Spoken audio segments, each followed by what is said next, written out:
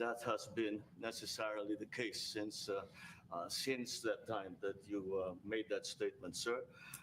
And it is something that the Philippines will always hold close to its heart. Thank you once again, and we are honored, and it is our great pleasure to be here and to visit with the President of the United States. Much. Thank you, sir. It's my great honor.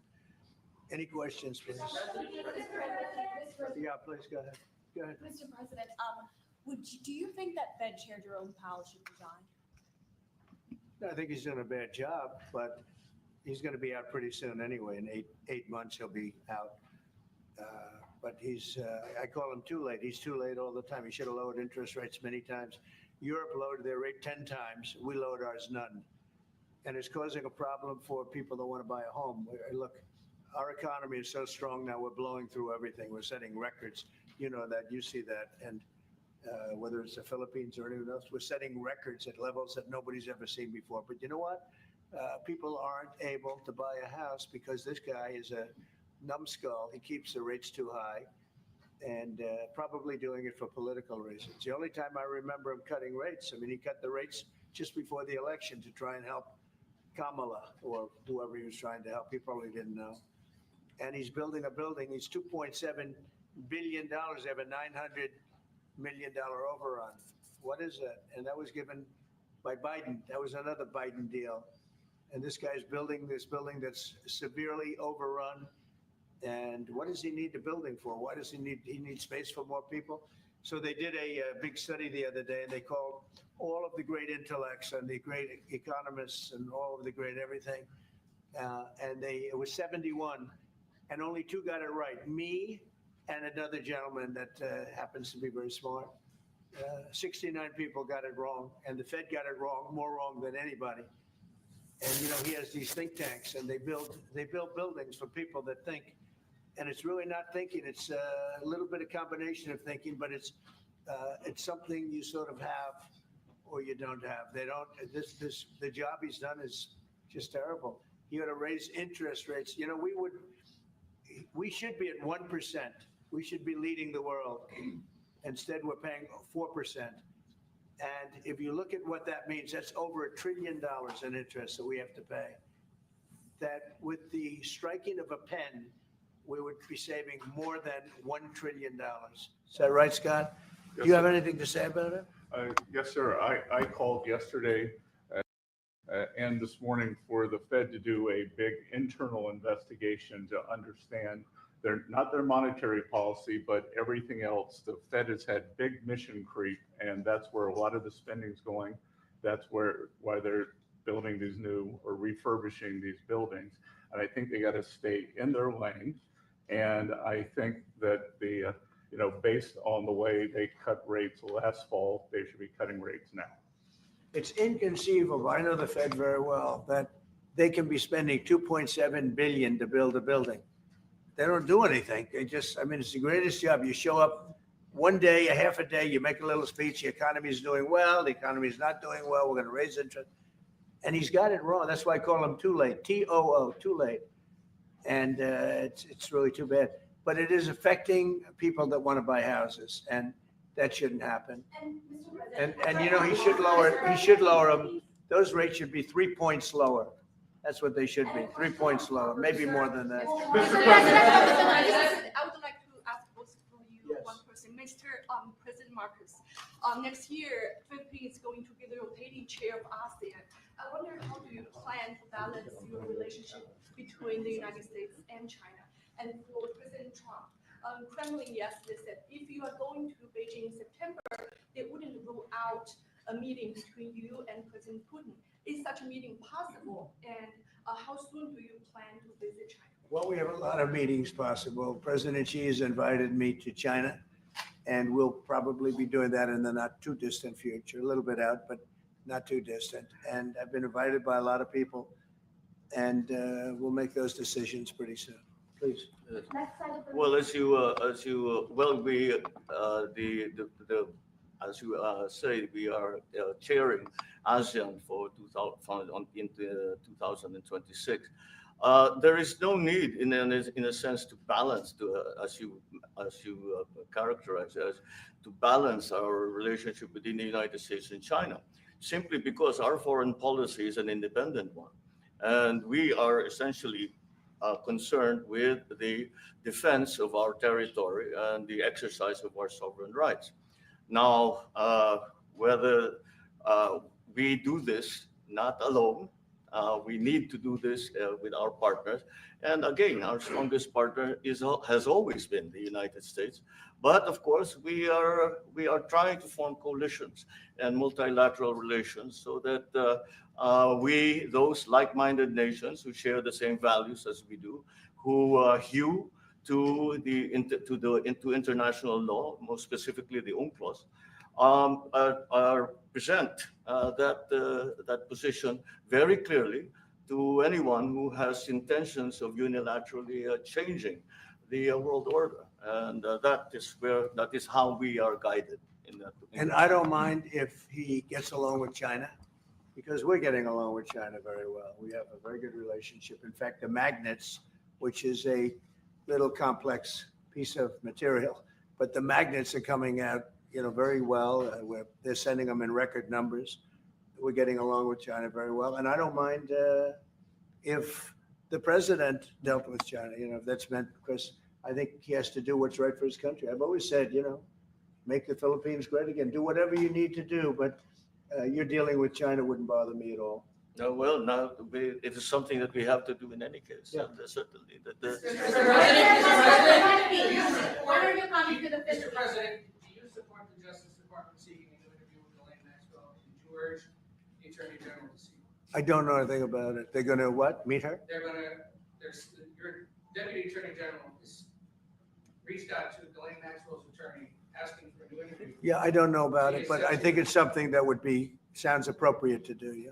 Do you have any concern that your Deputy Attorney General, as your former attorney, would be conducting the interview, given? No, I have no concern. He's a very talented person. He's very smart. I didn't know that they were going to do it. I don't really follow that too much. It's sort of a witch hunt, just a continuation of the witch hunt. The witch hunt that you should be talking about is they caught President Obama absolutely cold, Tulsi Gabbard. What they did to this country in 2016, starting in 2016, but going up to 2020 in the election. They tried to rig the election and they got caught. And there should be very severe consequences for that. When we caught Hillary Clinton, I said, you know what? Let's not go too far here. It's the ex-wife of a president, and I thought it was sort of terrible. And I let her off the hook, and I'm very happy I did. But it's time to start, after what they did to me, and whether it's right or wrong, it's time to go after people. Obama's been caught directly. So people say, oh, a group. It's not a group. It's Obama. His orders are on the paper. The papers are signed. The papers came right out of their office. They sent everything to be highly classified. Well, the highly classified's been released. And what they did in 2016 and in 2020 is very criminal. It's criminal at the highest level. So that's really the things you should be talking about. I know nothing about the other, but I think it's appropriate that they do go. May I ask you about that, Mr. President? Yeah. Tulsi Gabbard has submitted a criminal referral to the Department of Justice. From your perspective, who should the DOJ target as part of their investigation? What specific figures in the Obama administration? Well, based on what I read, and I read pretty much what you read, it would be President Obama. He started it. And Biden was there with him, and Comey was there, and Clapper. The whole group was there. Brennan, they were all there in a room right here. This was the room. This is much more beautiful than it was then, but that's okay. I have nice pictures up. They came out of the vaults. They were in there for 100 years. This is much more beautiful.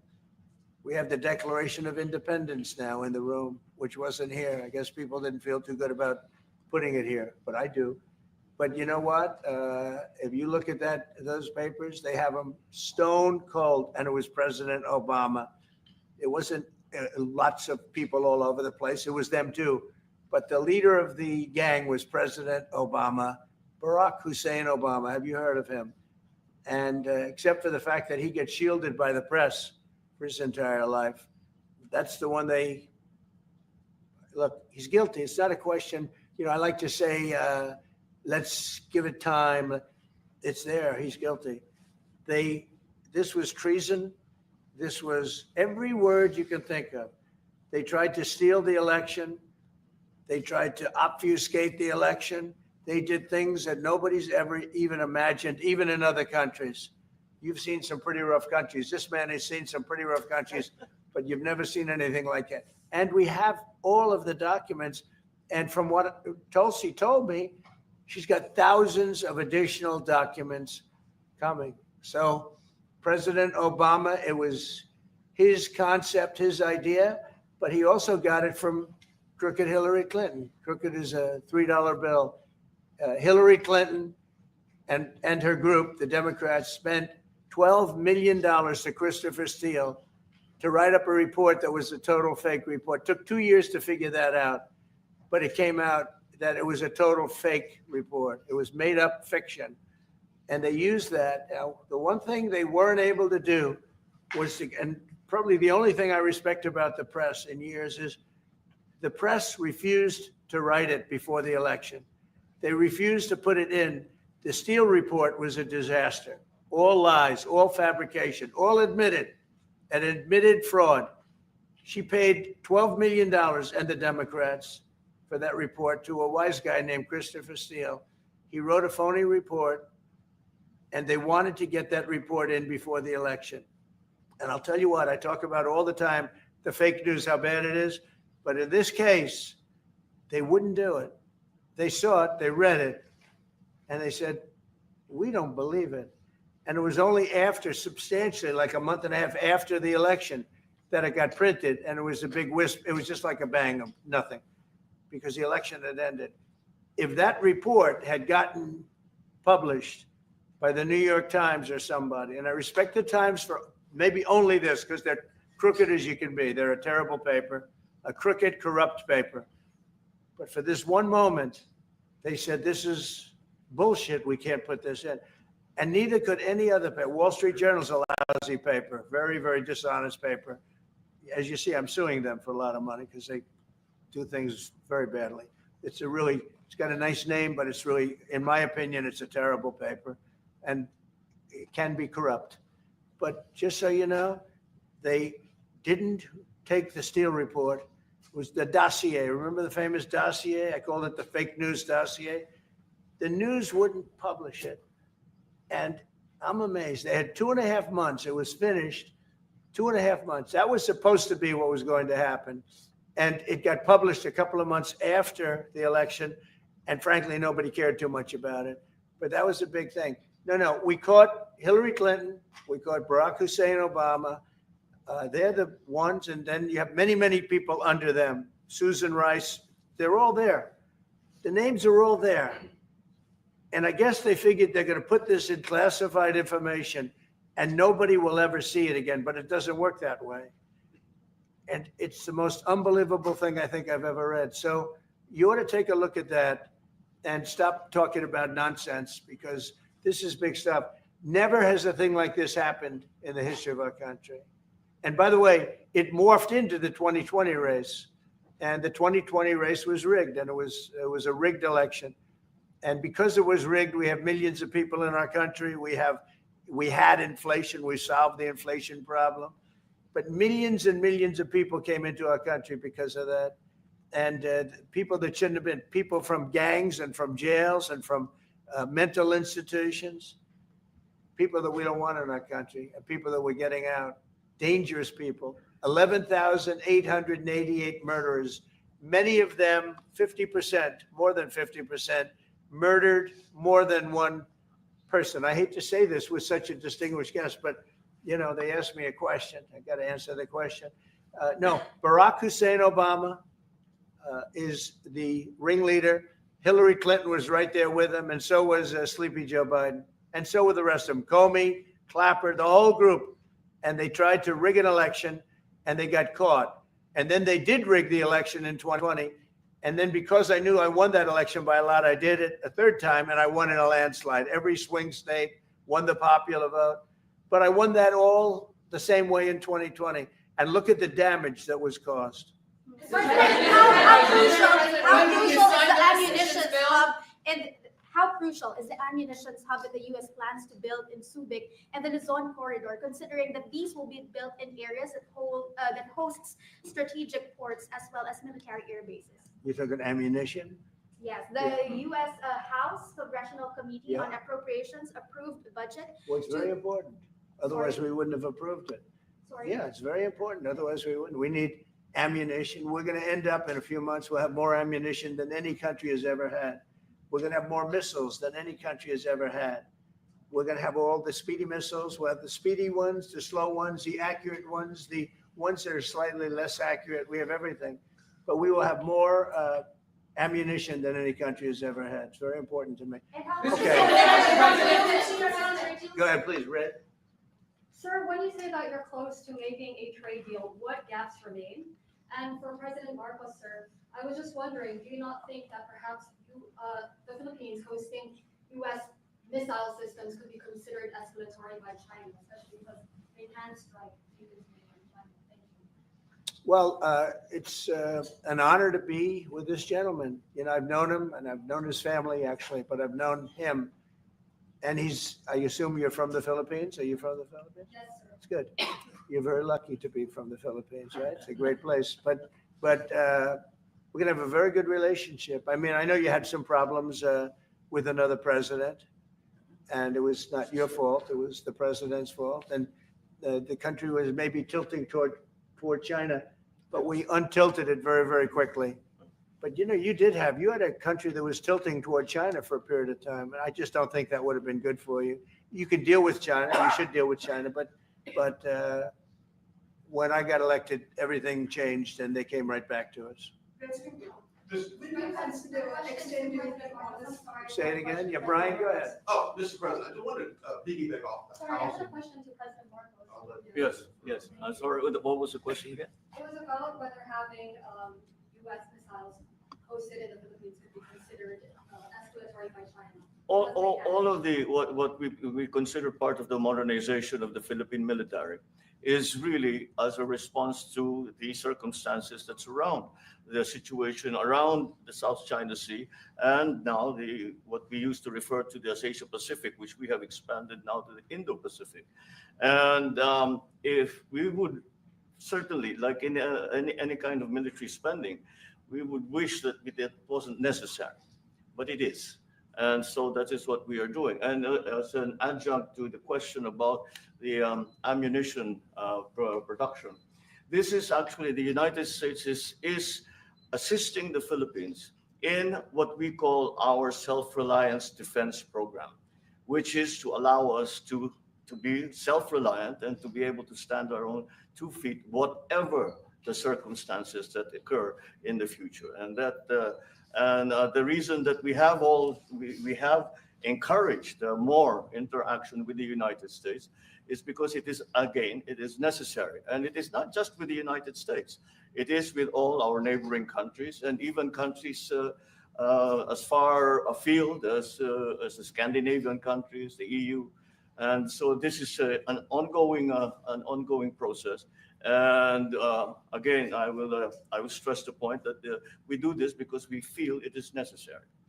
And don't forget, just as tantamount to what you're asking, the Philippines were loaded up with ISIS and a lot of terrorists, and they were at very, very dangerous point.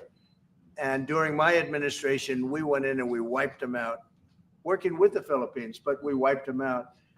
But if we didn't go in, I don't know what would have happened. I don't know who would be your president right now. But we spent a lot of time and a lot of talent on going into the Philippines and wiping out terrorists. They had a tremendous problem during my administration, and we cleaned it up. We got them out, and now you really have a good, solid country again. I believe so. Yes. How can you make it more president? Mr. President, I want to follow up on the housing question. Yeah. We got no tax on tips, no tax on overtime, no tax on Social Security. How important is it we have no tax on home sales, capital gains, to unleash the housing market in this country? Well, we're thinking about that, but would also unleash it just by lowering the interest rates.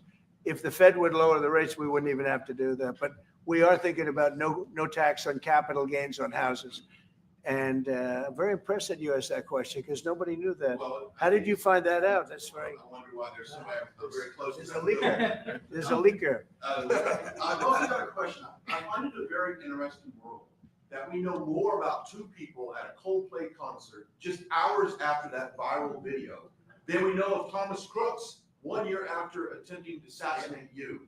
What is holding back the investigation on Thomas Crooks? Well, they've reported to me and they've told me things, and they really say they haven't found anything that was abnormal. I would say this, the Secret Service was very brave because they were right there and they jumped on me. They made a mistake. They should have had somebody on that roof, and they should have had communication with the local police who also, I mean, they did a very good job, but they made some mistakes. And we have a whole different group of people now. I don't think anything can happen, but I think we have the best people anywhere in the world right now. And I think they've learned. And, they went into him very, in great detail. They gave me the whole thing. And what can I do? They say that it was just a nut job that was looking to do this. And I spoke with the FBI, the new FBI. I spoke to the FBI. If it was the old FBI, I wouldn't have believed a thing they said because the old FBI under Comey was crooked as hell. He was one of the most crooked. Everybody should read the Horowitz report. Unfortunately, Bill Barr didn't use it. But the Horowitz report, not appointed by me, it was a report on Comey and the FBI. It is one of the worst shots at a human being I think I've ever seen. In fact, the New York Times did an editorial that was one of the worst editorials I've ever seen about anybody. That was about Comey. You ought to go back and get, and Barr didn't use it because he didn't have the guts to use it or something happened. I don't know. Too bad. He went to Mr. Durham. Instead of doing the Durham, all they had to use is the Horowitz report. And I always felt badly for Horowitz, frankly, because he's a Democrat, I guess. He was appointed by a Democrat. But that report has gotten lost, and it shouldn't be lost. You should all go back. It should be mandatory reading.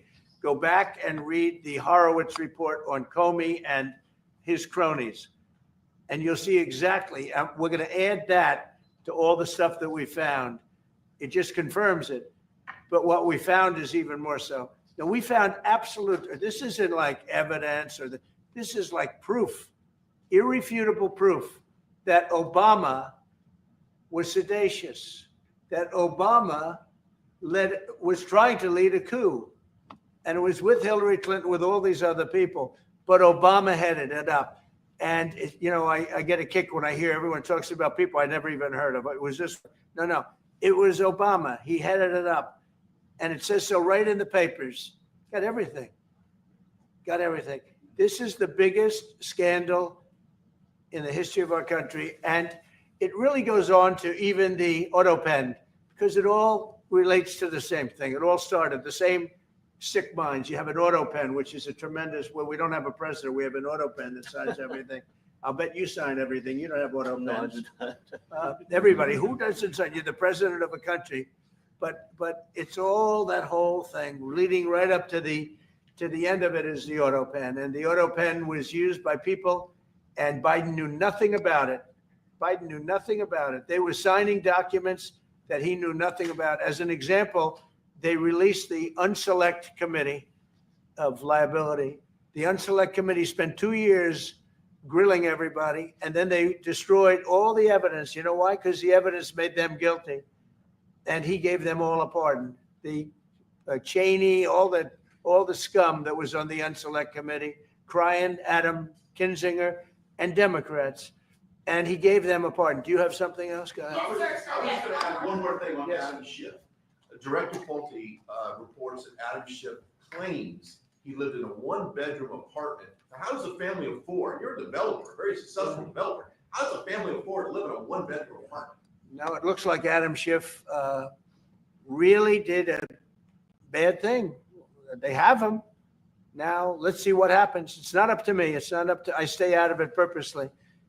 But it's mortgage loan fraud. It's a big deal. He defrauded banks and insurance companies and the federal government. but it's very simple. It's mortgage loan fraud. And you're right. That's a lot of people to live in a one-bedroom apartment, right? But he put it down. But he has a lot of other things far worse than that. So, no, Adam Schiff, they have him 100% on mortgage fraud. Now, if there's anybody else in this room except you would have no problem. But anybody else in this room, you'd have a problem. I'd have a problem. Yeah, please. So there was a hearing yesterday in the Harvard case. Would you allow Harvard to get their federal dollars back as a part of any agreement with the administration? No, I'm not giving. Harvard's been given $7 billion. Can you believe it? By the $7 billion, and we want money to go to all universities, not Harvard. Harvard got more than anybody else. They have $52 billion. They get huge tax incentives and tax breaks on that $52 billion. But they have $52 billion, and they got $7 billion over a short period of time. And we have a very hostile judge appointed by Barack Hussein Obama, a very, very hostile judge who knows exactly right from wrong. But we expect to win it on appeal. She hasn't given a decision yet, but she's very hostile, and she was put by Barack Hussein Obama. And generally speaking, anybody that does that, we're gonna have problems with.